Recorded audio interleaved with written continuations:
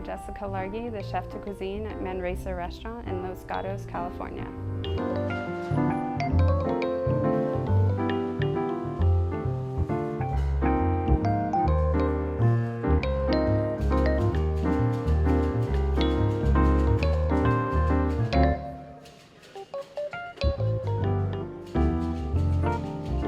Hello, my name is Lawrence Jossel. I'm the chef owner of Nopa here in San Francisco. Taste these, you'll see why they're called butter beans. I've chosen to be a chef in my career because I love to feed people. I started cooking at a very young age. I was 14 years old when I got into the business. I know nothing else, but I love what I do. Early gold tomatoes from our friends at Tomatero, spiced chickpeas, mozzarella. There are pickled onions which can be removed with tweezers. Other restaurants put stuff together with tweezers. We just take stuff away with tweezers. Are we overwhelming you guys yet? A bit? Good.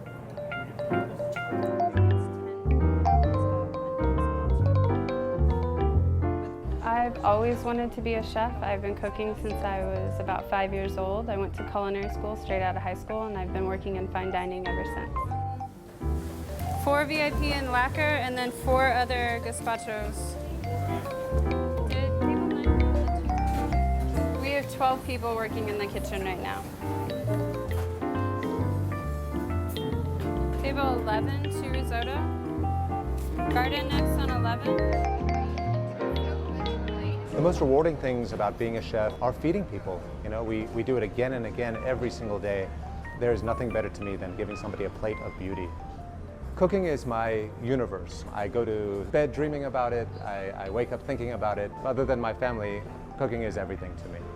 Cooking is a very passionate, primal thing for me. It's very fun to work with things and see the chemistry behind them. I'm very much focused on a natural type of cooking style, accentuating what the product or vegetable or anything is versus manipulating it. My cooking style is very simple, very rustic. When I look to food, I look for the ingredient first. And what I try and do is not to make too much of a mess of the ingredient. I get out of the way of the ingredient.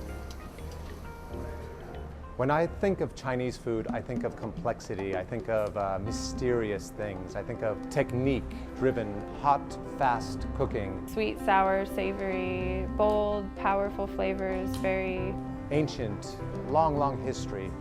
Grandmother after grandmother after grandmother passing this beautiful food down. rice, noodles, most things that you associate with Asian types of cuisine, but I really don't have much of an understanding of it. I think of so many mysterious things when I think of Chinese food. I've never been to China before. I don't know very much about China or Chinese cuisine. I'm really excited to learn about it. I have never been to China before. We're going to be traveling in Chengdu City In the Sichuan province. for 2 weeks. I think this trip is going to provide so many memories and such an adventure for me personally and professionally. I'm really looking forward to the challenge of having to be a part of a project where there's a focus on cooking, but something that I don't know anything about. I'm also really interested to learn about the vegetable cookery. I truly believe this trip will be a great adventure for me. It's a cuisine I know nothing about. It's a people I know very little about. I always believed in the old adage of show me what you eat and I'll show you who you are. So I'm very curious. I'm really excited. I can't wait to go to China. Well, I'm so pumped up and ready for this trip. I cannot wait. I'll see you there.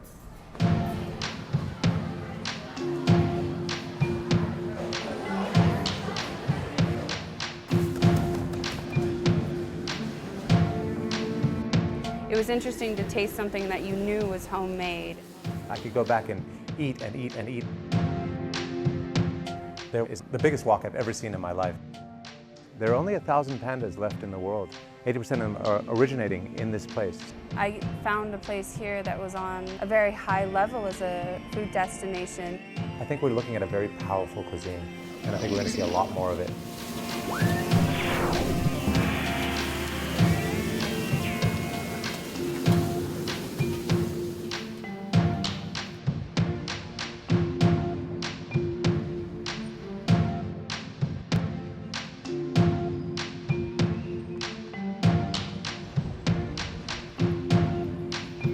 Hello, nice people. This is our first day in Chengdu. This morning we went to Chen Mao Tofu. The restaurant is 140 years old. started in 1862. That's unbelievable to me.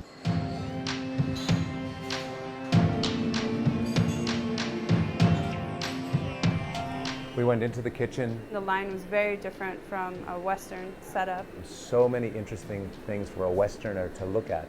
The dish specifically that was so curious was the Mapo tofu. I've heard of this dish and I've tasted this dish in San Francisco. It's one of the few dishes that I did recognize, but what I've had before was very different from what we had today. And I thought it would be a very hard, fast cookery, but it was more of a very delicate and intentional cookery. He was very comfortable and very exacting in the dish. Knew exactly how much oil to put in and to take out. Knew exactly how much chili to put in and then back off. Very much watching the pot and moving things very carefully and with a lot of purpose. We got to learn about the ingredients of the dish. I was surprised to see how many there were, including beautiful homemade tofu, which held its shape. He used beef, which I thought would be pork automatically. There was chili powder, Sichuan pepper, chili paste, white pepper, there was black pepper, lots of garlic, hoisin sauce, fermented black beans, and he used little slurry of cornstarch to put the whole thing together. And also these beautiful little like garlic shoots. And we were expecting to have our heads blown off by the amount of chili in this dish. The dish was outstanding. It was really layered and you could taste everything. This is a completely different flavor profile, especially the peppercorn, the numbingness as a part of the whole dish and the flavor.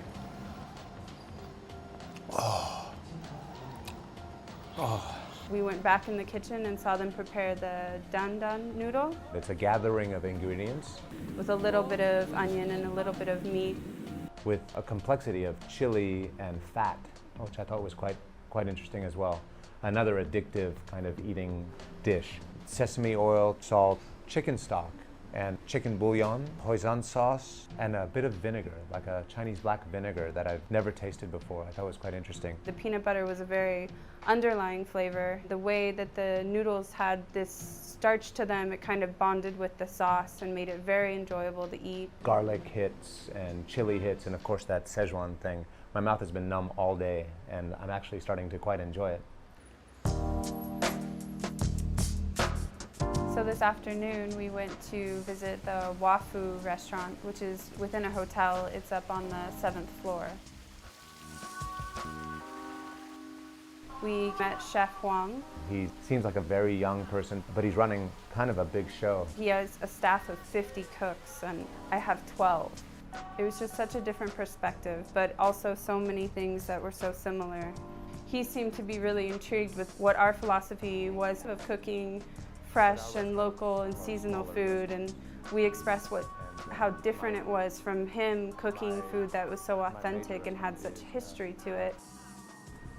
He proved his mettle in the kitchen. It was so amazing to watch him cook on the wok. Moving that piece of equipment on top of an incredible flame, just hot situation, and coaxing great flavors out of these dishes. It's so different from cooking in just a pan on a stove.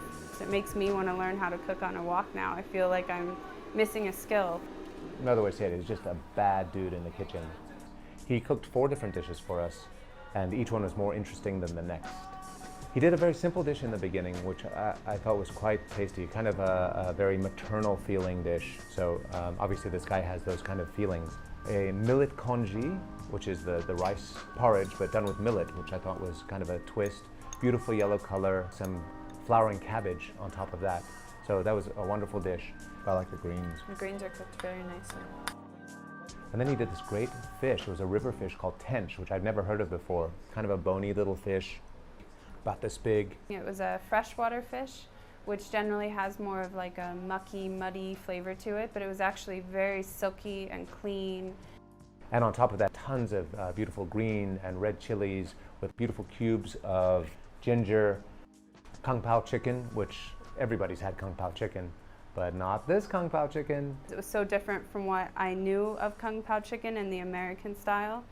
Soft meat. The complexity of the different textures and everything was really interesting.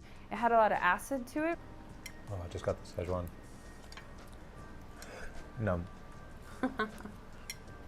The bamboo dish, though, was what really stood out to me. It was so delicate and clean and fresh. Bamboo shoots, which I've never had before. Those bamboo shoots were so crispy and delicious, I could just eat them all day. I can totally understand why panda bears are so into these things. Makes sense to me. It's very good. This is an awesome once-in-a-lifetime experience for me. I'm walking into kitchens where the tradition is 3,000 years old. I come from a tradition of 10 years old or 15 or 20, you know. When we talk about the old days, this is blowing me away. It really is so exciting.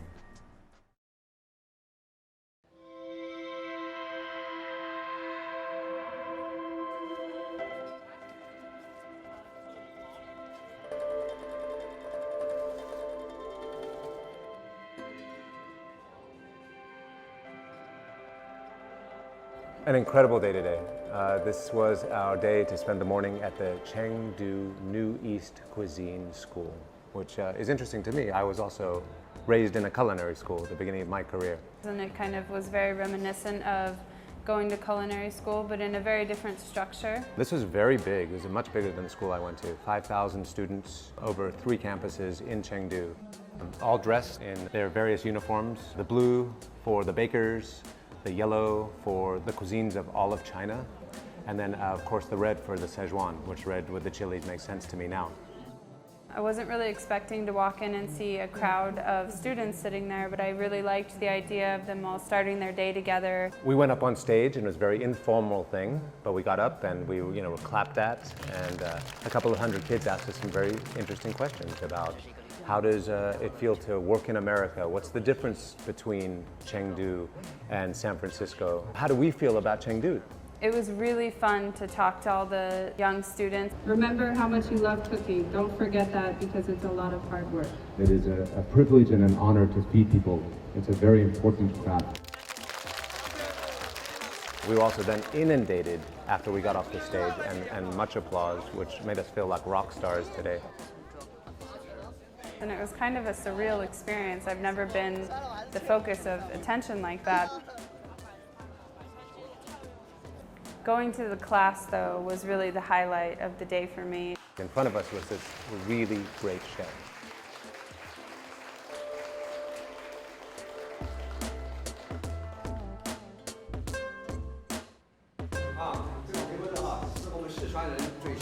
Chef Xu has written books and has documentaries on him in China, and he produced a few dishes for the whole class. Fish taste chicken, and then twice cooked pork. Cleaver is something we usually chop up bones with in my kitchen, and it was nice to see him using it for everything. One of the things that intrigued me most was that the chef was taking it to a lighter way. He wasn't using a lot of oil, and he was also not using MSG. He'd worked in foreign kitchens and was trying to be more healthful, and that was a cool thing to see. The pork dish was great. Jessica, my partner in crime here, got to actually cook that dish with him. I've never cooked on a wok before, which was a really great chance to do that in a classroom with someone who's used to teaching people, so it was less intimidating in that way. The hardest part for me was how to hold the wok. It wasn't necessarily that it was heavy or anything like that, it's more that it's awkward compared to the pans that we're used to holding in Western culture. Awesome. So we're here at the Chengdu Cooking School, and this is my first time cooking Chinese food, and we made twice cooked pork on the wok. It's a very different cooking experience. You can't toss the pan around like you would think, and it's a very different heat and everything. It was a whole new experience in cooking. And then I got to cook a dish that I will definitely cook again, fish taste chicken. Chef showed me it must be the thickness of a chopstick. First, Chinese cleaver in my hand, butterfly it open, and then score it. So we score it one way, and then score it the other way. And the idea is that when you marinate this, it took on the flavors into the crevices of the meat. So we started off by taking this slurry of a little bit of egg white and cornstarch and mixing it together, and then loading the wok with oil, and then one by one feeding it into this beautiful oil, and it started to bubble, and get crispy.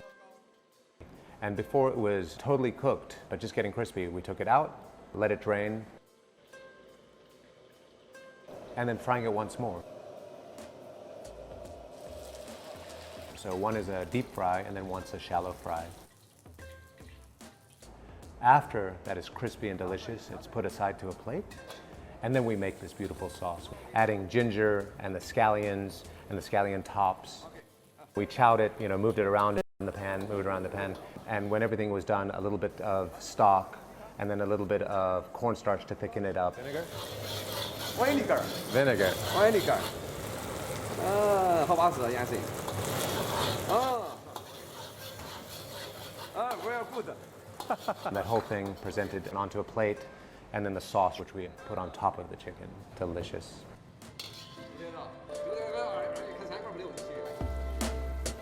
So this is the first dish I've cooked in Chengdu. In a wok, this is fish taste chicken, and taught to me by my new chef and friend. Thank you. 谢谢谢谢.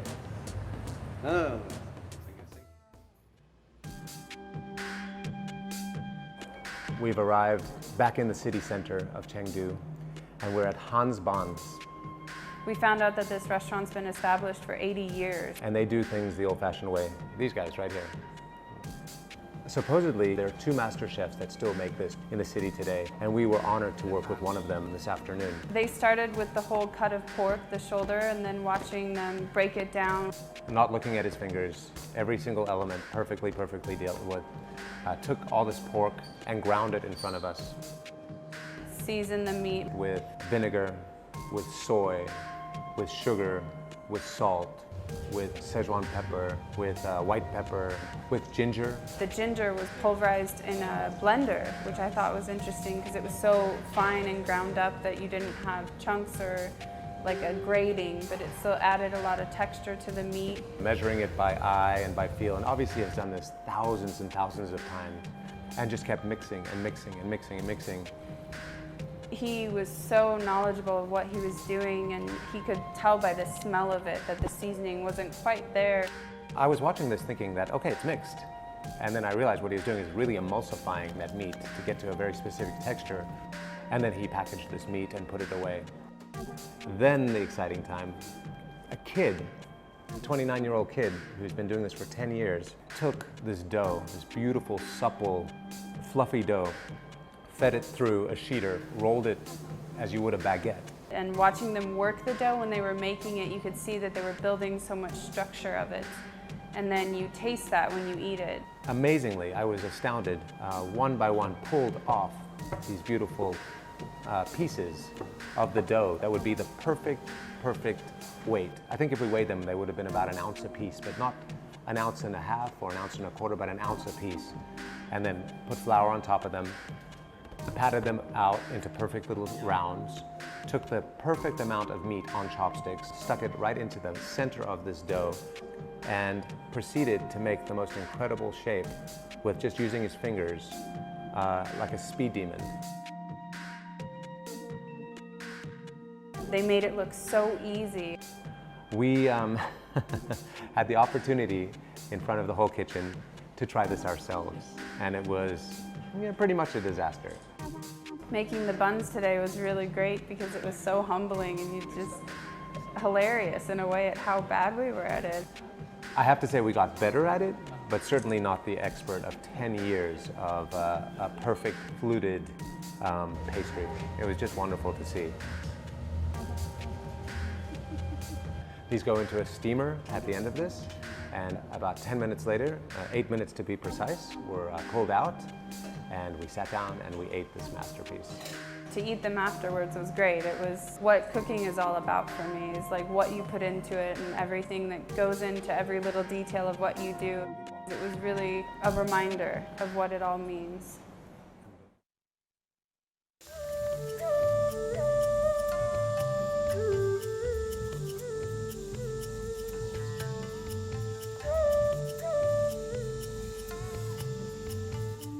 So today was really a once-in-a-lifetime experience. What we did today was opposite of what we've been doing in Chengdu, and that is we didn't touch food. We started off this morning in the Chengdu Giant Panda Base Research Center. They're an animal that has survived 8 million years, and most species last 5 million years, so they've definitely adapted and evolved a lot. We walk out onto a bridge. We cross this bridge. Right when we got off, we saw a panda outside. That's a live panda. It's not a little puppet. It's not Kung Fu Panda. It's a real panda. That's so crazy. We didn't know, but that was the only time we would see one outdoors, so it was a really special moment that lasted kind of through the whole day. There are only 1,000 pandas left in the world.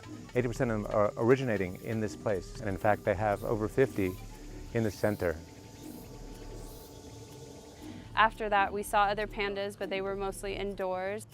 They lie like big, lazy dogs. Surrounded by bamboo, just eating and eating and eating and eating. I did notice how dexterous they were. They can open up that bamboo, no problem, get right to the center with just a flick of the paw and a crunch of the tooth, and they're inside the center of the bamboo. So it looked quite delicious, actually. They eat 30 kilos of bamboo a day. That's crazy. They only digest about 20% of it, but still that's a lot of roughage, you know? So their nutrients are very low in how much they're eating. So it's kind of changed their temperament too, where they're very happy and relaxed and playful animals versus being very aggressive. They also like solitude, which I found interesting. At 5 years old, they become very reclusive. They really like to spend time alone and just be happy and lethargic and have their own little life. I also learned that if you want to offend somebody in China, you can call them a lazy panda. So I haven't done that yet, but that's on my plan. And then we went to the breeding center and saw the babies, and they were 2 weeks to a month old. They're like a tiny, tiny little puppy. It's 1,000th the size of mama. They're like 100 grams. It's really remarkable. You would expect them to be like little cubs. But every single day, they grow another 100 grams. They double their size. So about 5 years into it, they start to get very, very big. In fact, a grown panda is almost my size, 220 pounds. The facility is really remarkable. The work that they've done has really rehabilitated the population of pandas. It's hard to get them to mate naturally, so they do a lot of artificial insemination. What's cool about this place is that their success rate over the last 20 years has become almost 90 to 100%, so they're doing a great job. What was crazy is the red panda. We were in an area where the red pandas were indigenous to, so they weren't behind any sort of enclosures. Right in front of us, we could actually walk up to this panda. We were told that they might attack every once in a while, so very hesitantly we got to about 3 feet away from this guy. And then maybe another 100 feet, we arrived on another panda. Big fluffy tail, looked like a fox and a raccoon had mated and made this beautiful big animal eating pumpkin just in front of us, like we weren't even there.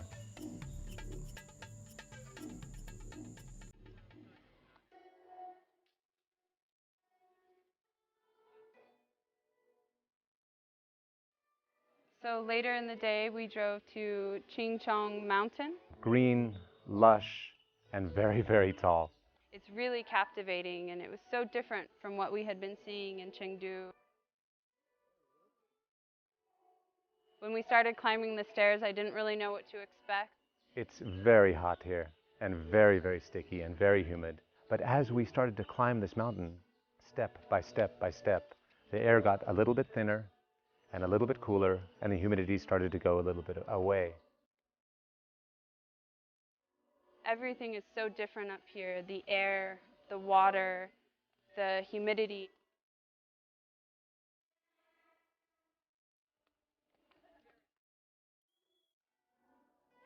So we kept going another 3,000 feet and reached the Tianshu Temple. Named after a Tao master who was around 1,300 years ago when this temple was built. To think of how many people have walked through the gates was really a fun thing to think about as you're walking up all the steps into the square.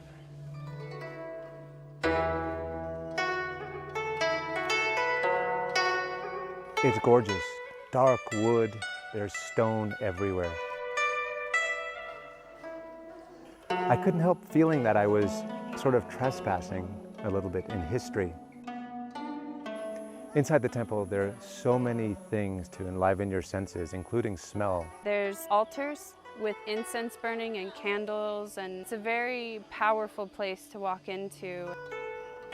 This is a very, very old religion, and people come here to worship, but at the same time, they're very accepting of a Westerner walking into their sacred space. I found that fascinating. It was very much a cultural experience today, to get to see everything and experience it and be outdoors, which was great, and to feel the environment and kind of take everything in with every breath and see how vastly different it is between the nature here and the city. And I feel very grateful to have gained this sort of perspective.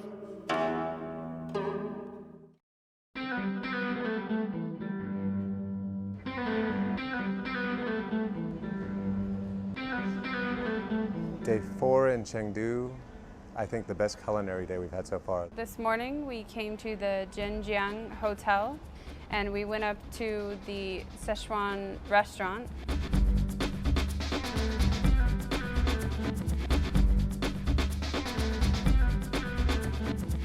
Chef Diao has been a part of this company for 32 years, but he just recently opened this restaurant in the new part of the hotel that specializes in specifically Sichuan cooking. This man stands at the altar of Sichuan cuisine, and he stands there quite grandly and fiercely, and he is here to protect that cuisine. He's very concerned that it's being manipulated and not represented well all over the world, and even here in Sichuan. He showed us 2 dishes today. The first dish that the chef prepped and cooked for us was fish smelled pork. A dish that's kind of become one of our favorites. We eat it at every meal, and he's kind of the master, so we wanted to learn how to make it from start to finish.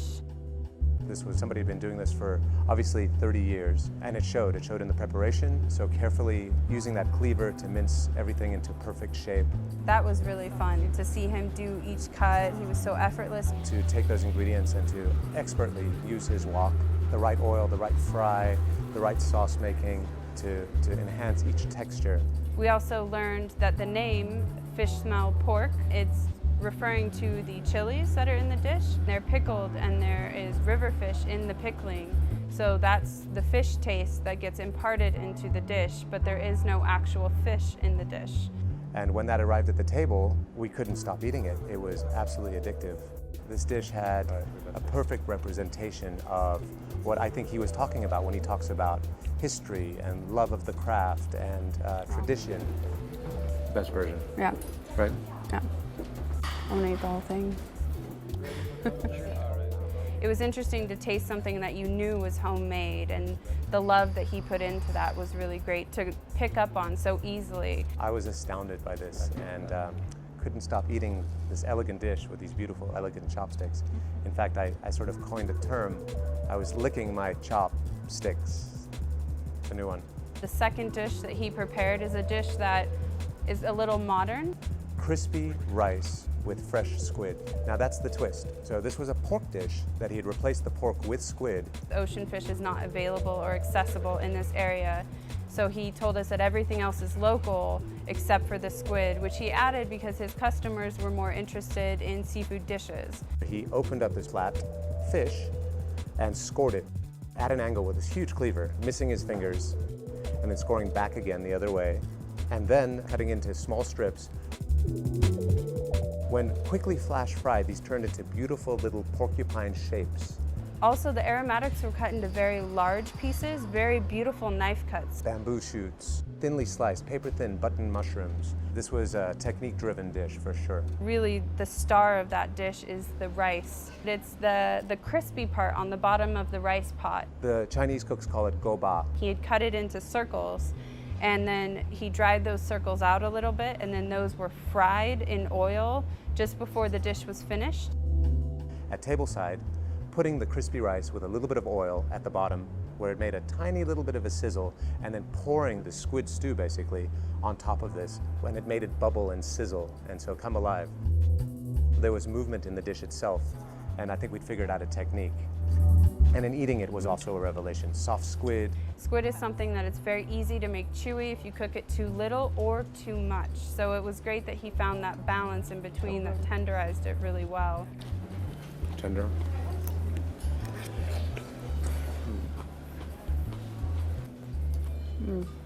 Hot, The right? sauce is so good. Crispy rice. It's still crunchy. Oh, super crunchy.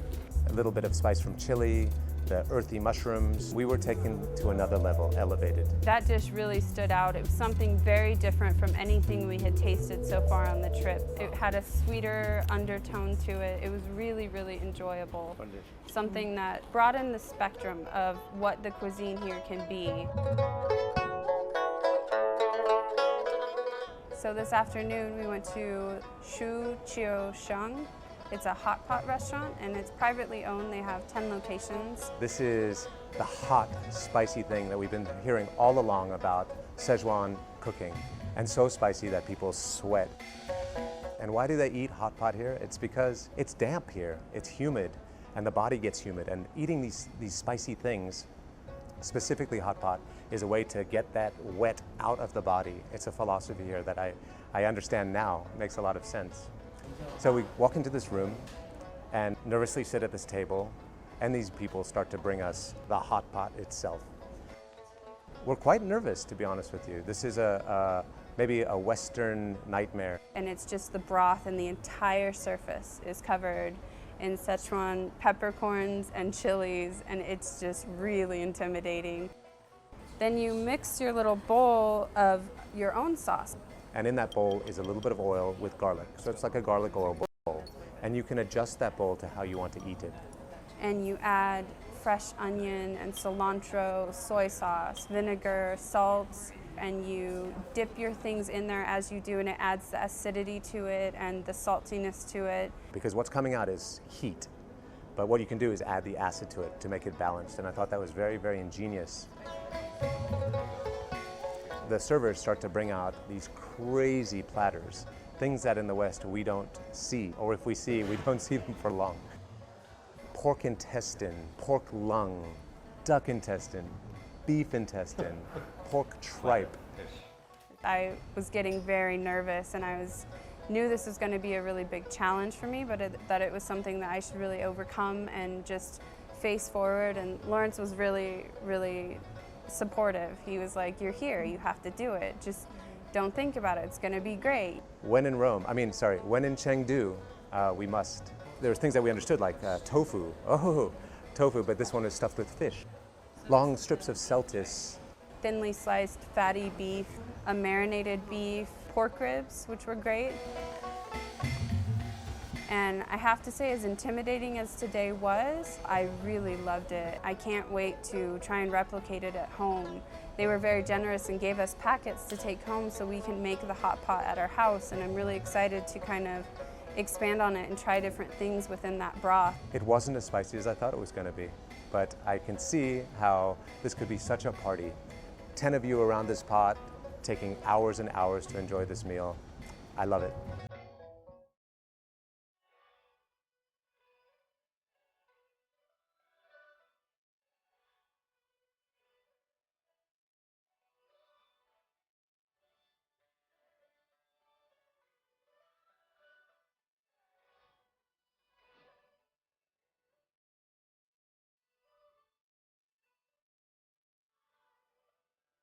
So today we came to the Jinli ancient street, which is designed in the Qing dynasty style. And it's an area that's been about commerce for a long time, but they've rebuilt it to kind of instill and maintain that style. My fear was it would be a fake representation, but not at all. These were the real deal. These were artisans presenting their wares.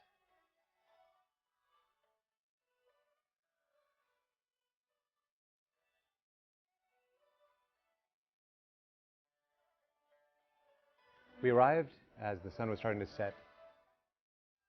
Every shop is different as you walk through past windows, from women's clothing to carved ornate chopsticks. There's gourds that have been hollowed out. Some have calligraphy on them. There's a lot of folk art from the area. I managed to walk into a little calligraphist, and I got to pick up a beautiful brush, start to do a tiny little bit of really badly done calligraphy, but it was a very deep experience.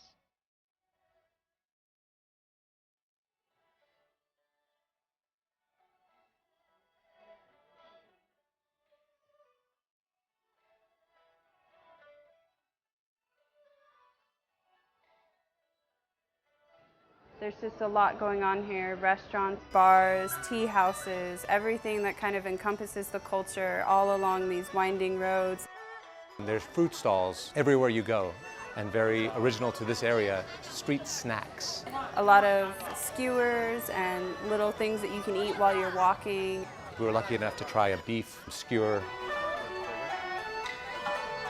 There's lots of treats and sweets and sugary things, and there's one that we actually had when we were out in the countryside the other day. It's like a crunchy sesame, millet, peanut, sugar thing, so I'm really excited to take that home and share that experience with everyone there.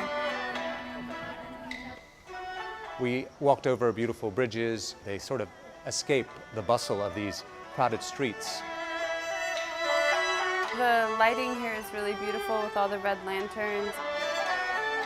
It was really great to capture all the dark alleys lit by just the red lanterns.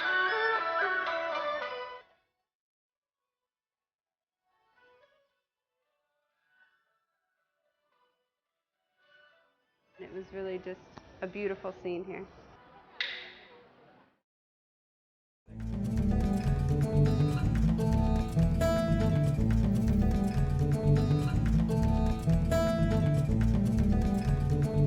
So this morning we drove a little bit outside the main part of the city to go visit Sunshine Organic Eco Farm. They've only been farming for about 3 years on the location. Their first plot, they started in 2010, so now it is officially, technically organic, certified organic. This is a recent development, so they're just sort of experimenting through this. This is an unusual process, not common to this area at all. And it was really fun to get to see an organic farm. That's something that's been an ongoing discussion between me and Lawrence this whole trip is, what are the Chinese food systems like? What are the restrictions? Is there an organic movement here? Because it's something that we both are very passionate about, especially being in the San Francisco area where it's very prevalent. So to get to go and experience an organic farm was a really great way to tie all of that discussion together. And there's a gentleman named William who is the son of a contractor who'd come into town and decided they'd fallen in love with a small parcel. And when they proposed to buy this parcel and turn it into an eco-friendly town, the government basically said, if you're going to start an eco-town, you need some sort of farm attached to that. And that is how they sort of stumbled onto eco-farming or organic farming. If they can sell these vegetables, if they can create a market for this, then maybe this part of China can step into what we are so much running through in the States right now, especially on the West Coast. They've so far gone about 200 different varietals, also medicinal plants, but that's about 15% of what they do. The rest are crops. They think so far their best crops have been tomatoes and cucumbers, strawberries for sure. We saw corn, we saw spinach, we saw cabbage, all in these hoop hothouses that really, really retain the heat. I mean, even hotter than it was outside today, and today was sort of a record-breaking day of heat. And they're really investing in that community. That was really kind of apparent when we saw all the kids and they were teaching the children how to plant the pot with probably cabbage or something. It's something that they do all the time, is get the kids involved, which I thought was really great.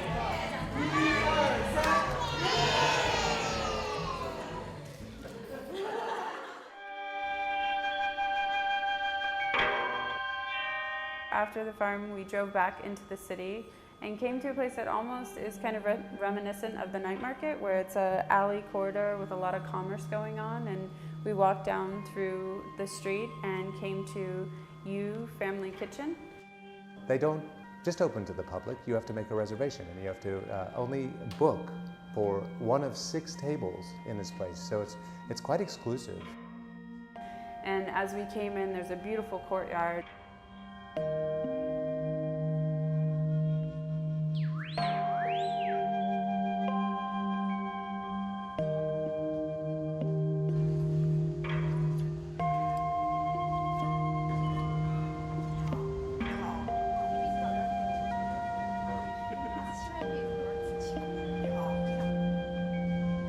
This must have been a beautiful house to live in, and now it is recreated into a beautiful space to dine in.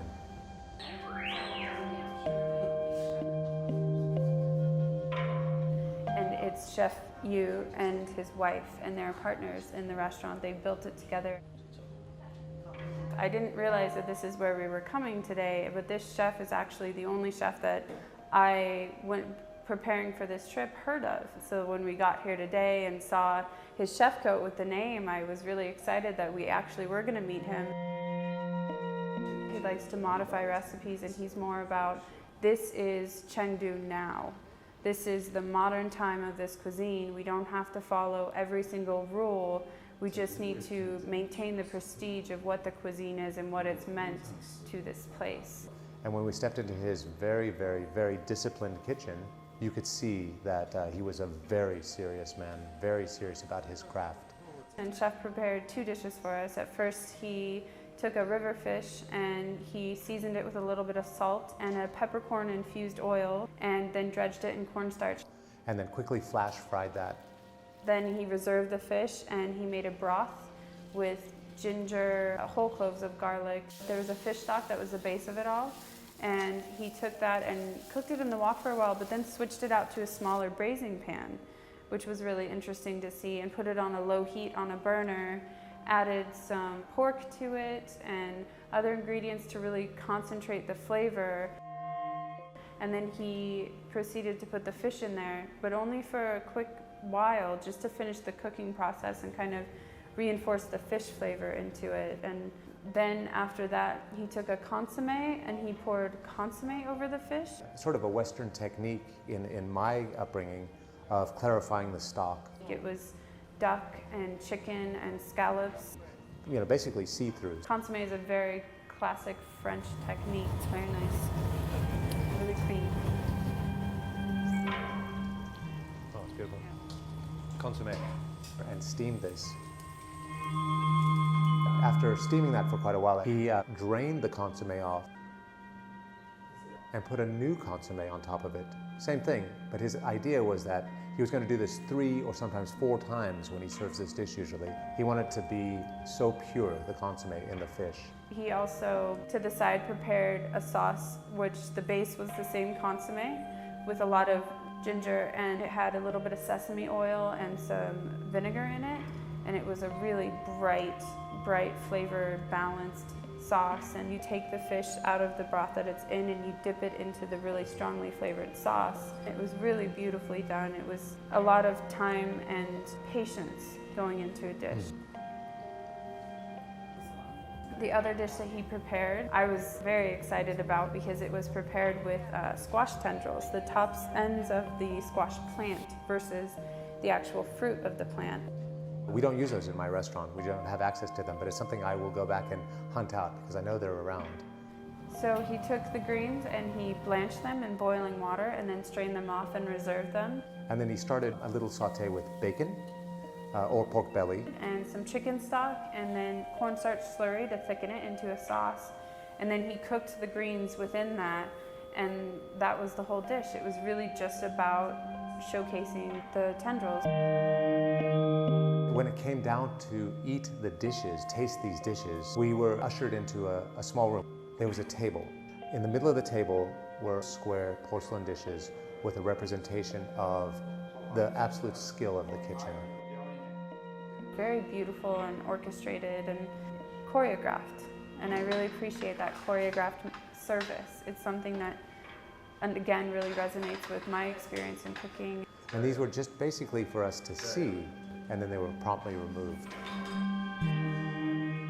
The first dish was really whimsical. It was calligraphy brushes, and we had actually experienced that last night at the night market. Lawrence actually tried writing with it. It piqued my interest, especially when our server graciously said, "Now go ahead and eat those." The very tops of the brushes were pastry, and we dipped them into sort of a tomato-style sauce, and you got to eat this little pastry, which I thought was really whimsical and really fun. One bite, really light, crisp, nice, acidic from the sauce flavors. It would be a great talking point in a group of people, I'm sure. Just something kind of silly to start out the night and kind of set the tone for the surprises that were going to be coming. And that was followed very quickly with a beautiful, looked like a gallo of smoked duck. It had these little bread that were like a pocket, which you opened up, and inside you put a little bit of onion and a little bit of sliced cucumber, and then pulled the duck and dipped it into a dark Hoisin style sauce into the bun and got to eat that. Obviously the chef has talent, obviously the chef is an artist, but he's also a funny guy, and that is fun to see. These are pumpkin tendrils or pumpkin greens. Very clean and really showcases the flavor of the squash shoot versus masking it with a heavy sauce. It's great. Still got great texture too. Still got nice crunch. The fish is so smooth and delicate, it just melts in your mouth. It's really nice. The coating on the outside though also gives it a little bit of texture. And then the sauce is so balanced, it seasons everything, but you still taste the duck and the chicken and everything coming from the consomme as well. Such a fun idea to be able to play with your food for a little bit as well. So to remove from one dish to the next to bring back to your mouth. So you really have to interact with the dish a little bit. The broth is just really, really the base of this whole thing. It's the backbone of the dish. And it's just so clear and clean. Lovely.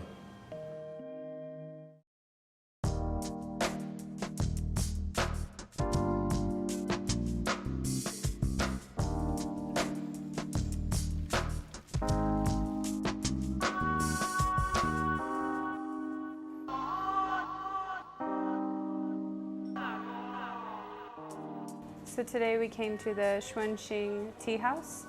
The attention to detail is amazing, and the cost must be astronomical.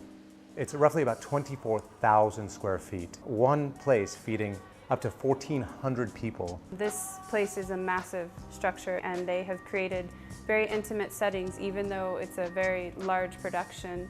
The rooms are all lit very low with lanterns, and it's very nice. It creates a very nice ambiance. A lot of the lights actually had a tea motif, which is very interesting. Big, big, big lights with like upside down teacups. A pond that was lit with beautiful teacups as well. Wood carving in every direction, everywhere you looked. A huge, huge crew, 340 staff. 108 of those are in the kitchen alone. They have 3 kitchens. There were rows and rows and rows of wok stations.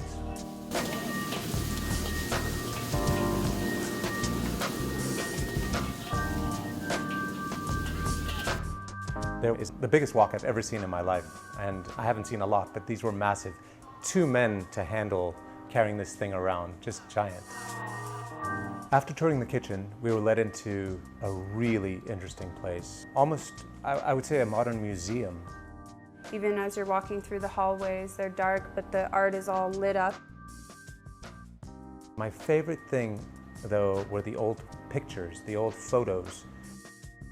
There's also a lot of old art, ancient art. There were masks. You come towards the end to this huge stone carving on the wall, and it was actually carved onto the wall here. It took the artist 6 months to complete it. It's in a very old style, and it portrays this whole community.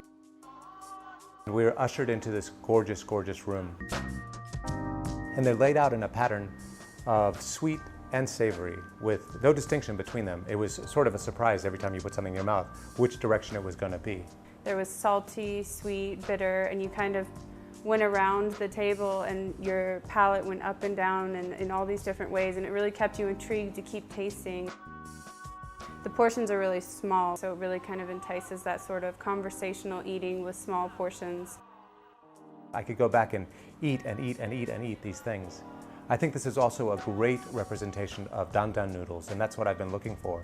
Sort of a clean, easy to eat version of these noodles where the meat was crispy and interesting and the noodles were perfectly cooked. The highlight for me was definitely there was a fried noodle like ball, and it was filled with purple sweet potato, and that was just outstanding. I could eat those every day. You had to figure out what it was as you were eating it, and the texture of the crunch of the noodles was unlike anything we tried here, but also unlike most things I've had to eat just in general. We were lucky enough to have a small private showing of a gentleman with his many masks on, and there we were, not 5 feet away from this guy. And I was flummoxed. I couldn't figure out how this guy was changing his mask so fast.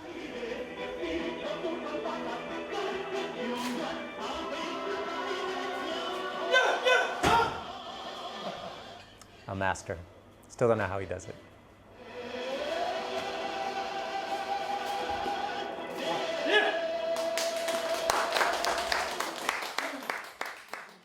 If I were to bring anybody to Chengdu, I would bring them to this place.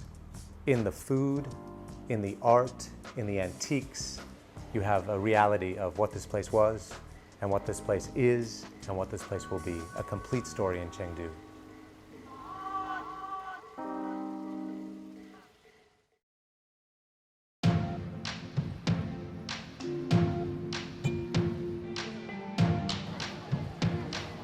Today is our final day here in Chengdu. Today is a day that we've been looking forward to and not looking forward to. It was quite a challenging day for us. It's a day of our own personal, maybe uncomfortable feelings about cooking in China, cooking in a very strange new environment. We were going to prepare a dish kind of from what we've learned from this trip. So first we went to a market this morning, and that was really an incredible experience. We didn't really know what to expect. Was this going to be a supermarket, a modern Western style market? Is this going to be a farmer's market, what I'm used to, going to a place where farmers gather to bring their wares? And it was kind of a combination of both.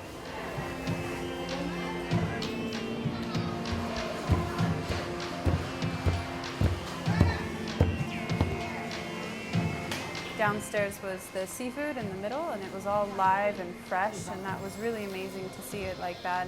In this culture, live is very important to the selling of something like fish, of course. So we had live eels and live frogs, live everything, really. What I was intrigued with and what I was impressed with was it wasn't a fishy smelling place. This was a very clean place, which is unusual for a market of this caliber. Then around it was all the spices and sauces.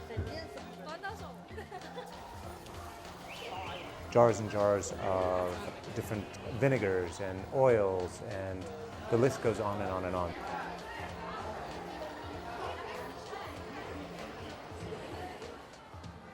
Upstairs was all the produce in the middle, and around the outside was all the meat, which was really interesting to see. And again, there was this lack of bad odor. Everything smelled very fresh. Beef, pork, chicken, duck. There's all different parts of the animal. You name the animal, they had it hanging in some way or some part of it somewhere in this market, usually on the outskirts. There was also cured meats, there was prepared things, they were making dumplings. It was really overwhelming, all the chili paste and vegetables, mushrooms, everything that was going on was just really fun to see. We started to gather our ingredients for our specific dishes. I'd bought a couple of spices, knowing full well that the school we were heading to had the majority of the spices we need. And then a ton of vegetables, more than I should have taken, honestly, for one dish. It was just a really, really fun experience. It kind of started the day off on such a great foot. We both were really excited and kind of forgot that we were nervous that we were going to be cooking and using a wok and things that we weren't familiar with. An hour later, 2 big bags in hand, we arrive at the culinary school. And it was the same cooking school that we went to, but at a different location. And there we were on our great round cutting boards, and we started our French term called mise en place, the gathering of our ingredients, the preparation. We washed everything, did all our knife cuts, kind of started formulating how we were going to put everything together, the sauce work, and just kind of compiling all the ingredients we wanted and separating it all out and having it laid out in front of us so we had a better game plan. And luckily we got to use our own Western knives, so I have 10 fingers still. No cleavers involved, but I did buy a cleaver, so I will practice. I started with this concept of doing a dish called Sichuan-inspired healthy vegetables, and I wanted to add a little more texture in the form of a crunch, so I deep fried some beautiful onion rings. And I also wanted to get that little bit of Sichuan pepper hit in there. So what I did in the dredge was I added a little bit of Sichuan pepper, ground Sichuan pepper, into the flour and cornstarch, and a little bit of chili as well. And then my first technique on the wok was deep frying. After that was done, relatively successfully, I emptied the wok and started the process of building a multi-layered dish.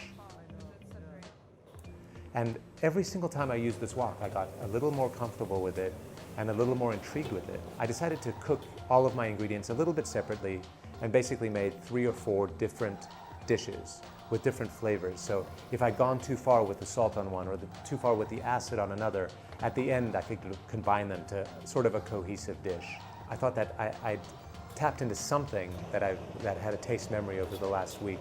Tossed everything together, made about twice the amount I needed for a dish. With a little help, guided my wok and plated this dish. I knew that I had good flavor and I knew I had good textures. What I'd basically made was a big Asian stew. The culinary gents, the chefs of the school were very, very kind, I think, and they tasted my dish very quickly and they gave it the big thumbs up. But I think they would have done that to anything I put on a plate. So I think they were very generous to us. I wanted to do something that really highlighted the nummingness, that unique numbing flavor from the prickly ash. Everything else that was in it, I kind of drew from different inspirations from this trip. The amaranth is something that I'm familiar with working with at home, but I also saw it at the farm and was surprised to see it here. The celtus, again, something familiar, but also it's from here. It's a Chinese vegetable, so to not use it here kind of seemed ridiculous to me. It had to be a part of it because it's something I really enjoy, and this is its origin. The squid was kind of an inspiration from when we were at the Jinli hotel. The pieces of the melon and the mushroom and all of that was just kind of like a calming earth, more neutral flavors. The sweet potato leaves are something that I've had once before in the US and was really surprised to have here, and it's something that I can't find in the US. So it was great to have such accessibility to a product like that, and I really wanted that to be a part of my dish. And it's such a great thing to quick cook in the wok, and nothing could cook it that way except for a wok because it's so hot, so fast. I got a little bit caught up in what I was doing and maybe overcomplicated it a lot, but I was really happy with the broth, which I wanted to be the focus of the dish, and that bitterness and kind of astringency, and how those are the types of things that they focus on eating in the summertime because it cools your body within.